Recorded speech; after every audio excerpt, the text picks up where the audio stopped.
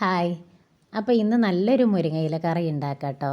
നമ്മുടെ എല്ലാവരും വീട്ടിലും ഇങ്ങനെ ഒരു മുരിങ്ങ മരം ഉണ്ടായിരിക്കും. നമുക്ക് കറിയൊന്നും ഇല്ലാത്ത സമയത്ത് ഓടിക്കേറി ചെന്ന് പൊട്ടിച്ച് കറി വെക്കാൻ പറ്റിയ ഒരു മരമാണ്. അപ്പോൾ നമുക്ക് ചക്ക സീസണല്ലേ.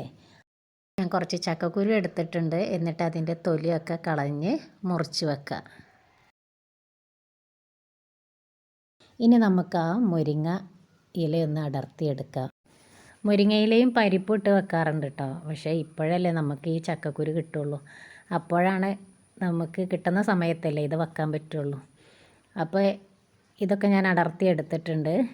ഇനി നമുക്ക് ഈ ചക്കക്കുരു നല്ലോണം ഒന്ന് കഴുകിയിട്ട് നമുക്ക് കുക്കറിലിട്ടിട്ട് ഒരു 3 4 ഒക്കെ വിസിലിന് വേവിക്കാം. ഓരോ ചക്കക്കുരുവിനും ഓരോ വേവാണ്. ഇനി ഞാനൊരു 3 വിസിലിന് തന്നെ എൻ്റെ വെന്ത് കിട്ടി.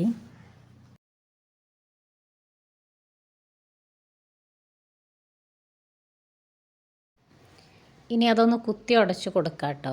നല്ലോണം ഒന്നും ഉടക്കണ്ട.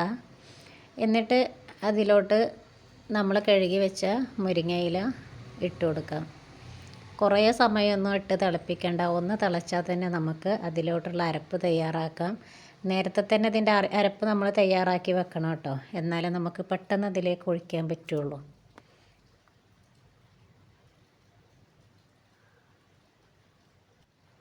അതിനായി ഞാനൊരു കപ്പ് തേങ്ങ എടുത്തിട്ടുണ്ട്.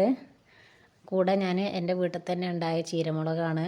അത് ഒരു 3 4 എടുത്തു. എന്നിട്ട് അത് മിക്സിയിലോട്ട് നല്ലോണം ഒന്ന് അരച്ചിട്ട് നമ്മുടെ കറിയിലോട്ടൊന്ന് ഒഴിച്ചു കൊടുക്കാം. ഇതിൽ മഞ്ഞൾപ്പൊടി ഒന്നും ഞാൻ ഇടുന്നില്ല. ചെറിയ ജീരകം മഞ്ഞൾപ്പൊടിയൊക്കെ ഇട്ടുണ്ടാക്കാറുണ്ട്. ഞാൻ വെറും പച്ചമുളകും തേങ്ങയും മാത്രമേ, എനിക്ക് അതാണ് അതിന് ഏറ്റവും കൂടുതൽ ടേസ്റ്റ് തോന്നിയിട്ടുള്ളത്. അപ്പോൾ നമ്മുടെ എളുപ്പത്തിലുള്ള കറി ഇവിടെ റെഡി ആയിട്ടുണ്ട്. ഇത് മതി നമുക്ക് ചോറുണ്ണാൻ.